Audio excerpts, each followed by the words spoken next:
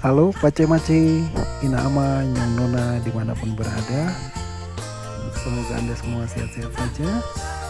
Jumpa lagi bersama saya Ahmad Tom Silitome lewat channel Tuak, tutorial anak kampung.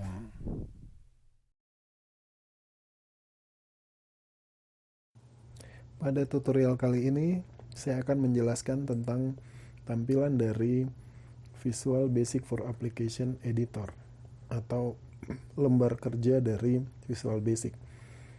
Untuk masuk ke dalam Visual Basic for Application Editor, kita bisa menggunakan dua cara. Cara yang pertama, kita bisa menekan tombol Alt pada keyboard dan tombol fungsi F11 pada keyboard secara bersamaan. Bisa seperti itu.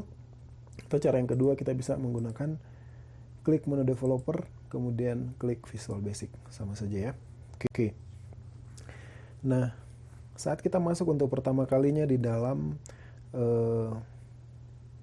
window editor dari Visual Basic, itu ada menu bar. Yang pertama ini dari File, Edit, View, Insert sampai dengan Help. Kemudian yang kedua ada toolbar yang berisi komen atau perintah-perintah yang bisa kita gunakan untuk mengerjakan pekerjaan pembuatan project kita. Kemudian ada Project Explorer, di mana ini berisi semua project yang saat ini sedang kita buka dan sedang kita pakai untuk mengerjakan sebuah tugas atau program. Nah, saya perkecil dulu ini. Nah, misalnya di sini kita bisa lihat, jadi kita sementara berada dalam satu project, yaitu project book 1. Ini book 1 ya. Oke. Nah, di sini terlihat project book 1. Jadi hanya satu saja project. Kalau misalnya kita mau bikin ada beberapa project, misalnya saya pakai Ctrl N untuk buat workbook yang baru, maka akan muncul dua project. Jadi ada yang tadi sudah terbuka, kemudian book 2 yang sekarang lagi terbuka ya.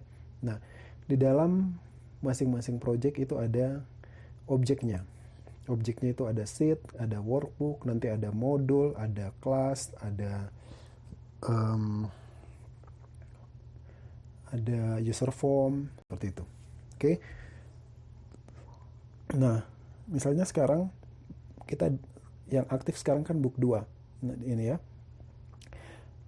Misalnya objek sheet 1 terlihat di sini. Kalau misalnya kita mau tambah lagi misalnya sheet 2, maka otomatis nanti akan muncul di project ini. Di project book 2 itu ada objek tambahan, yaitu sheet 2, seperti itu. Oke ya. Kemudian misalnya kita mau tambahkan, misalnya saya akan tambahkan user form. Oke. Maka ada satu objek lagi yang masuk di project yang kedua kita, di nama projectnya book 2 ini dengan identitas yaitu user form 1. Oke. Ini nanti bisa kita ubah. Nanti ada penjelasannya di tutorial berikut. Saya hanya menjelaskan saja secara umum mengenai tampilan yang bisa kita gunakan pada beberapa tutorial yang berikut yang sering kita gunakan ya. Oke. User form ini gunanya untuk apa? User form ini adalah tempat di mana kita akan membuat menu dari program yang akan kita kerjakan, seperti itu ya. Nah, di user form ini ada toolbox. Toolbox ini yang kita gunakan untuk melengkapi menu yang akan kita buat. Misalnya kalau kita mau buat teks, mau buat label, mau buat combo box, mau buat checkbox, dan lain sebagainya, gambar. Nah, ini kita pakai toolbox ini. Oke. Ini user formnya. Nah, kemudian berikutnya, kalau misalnya kita mau mengisi modul atau objek berikutnya, misalnya modul.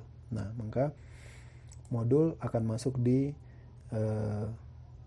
project yang kita select atau yang kita pilih. Apa itu modul? Modul ini tempatnya di mana kita akan membuat semua bahasa program yang akan kita kerjakan untuk menghasilkan ya. Nanti pasti akan terlihat jelas di tutorial berikutnya. Ini saya jelaskan yang akan kita gunakan umumnya, yang akan kita gunakan nanti di tutorial berikut. Oke.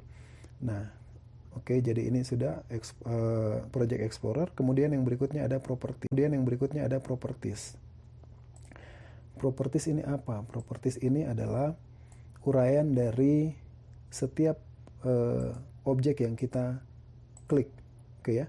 Jadi kalau misalnya kita klik modul 1 akan keluar propertiesnya seperti apa, objek yang berikut kayak gitu.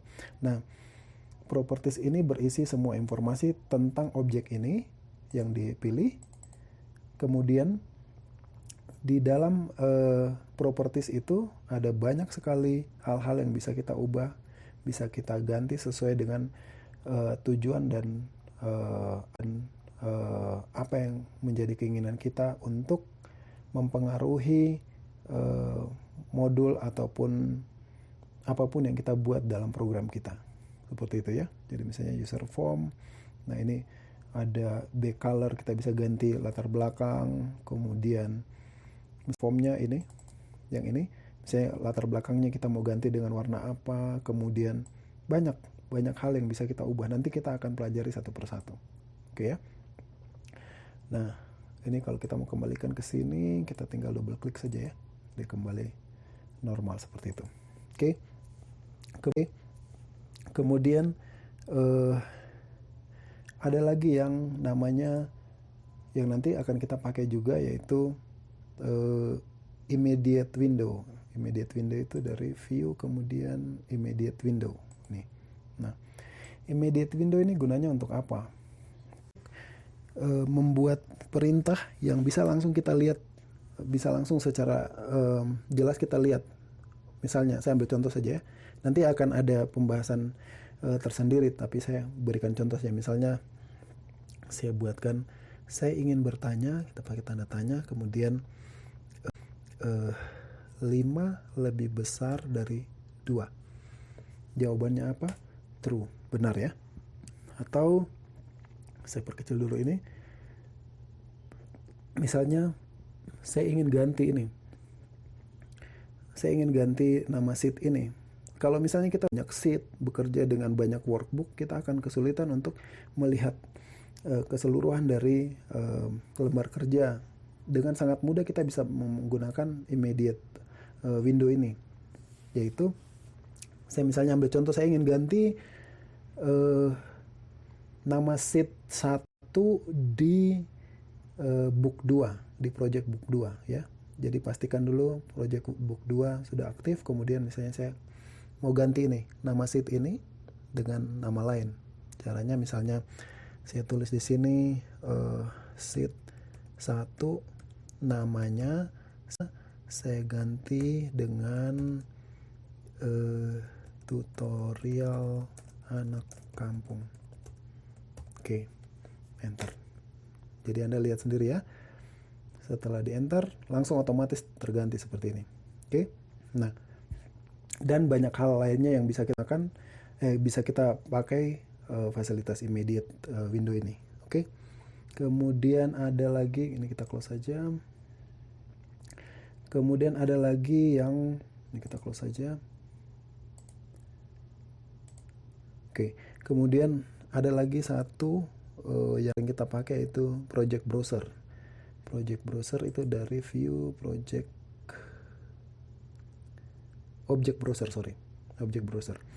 Jadi di dalam object browser itu semua perintah-perintah yang akan kita pakai untuk membuat coding itu semuanya ada di sini. Oke ya, ada di sini. Oke ya. Jadi misalnya kita mau buat coding tentang area. Nah, itu isinya apa-apa saja, ada mengenai aplikasi, mengenai kreator, mengenai parent dan lain-lain. Oke ya. Nah, ini nanti kita akan pelajari satu demi satu sesuai dengan tutorial yang nanti saya mungkin itu saja yang bisa saya sampaikan di tutorial kali ini. Sangat pendek, tetapi saya sengaja membuat pendek-pendek, langkah demi langkah, supaya Anda bisa mengerti mulai dari dasar sampai nanti terakhir kita akan buat satu project. Oke ya, sampai di sini. Semoga bermanfaat bagi Anda. Silakan subscribe atau nyalakan lonceng di channel YouTube saya ini supaya Anda bisa tahu ada video apa lagi yang nanti akan saya buat berikutnya supaya apa yang Anda pelajari bisa berkesinambungan, bisa terus-menerus, tidak terputus-putus. Seperti itu ya. Oke, terima kasih, sampai jumpa. Amole, nare. Pada tutorial kali ini, saya akan menjelaskan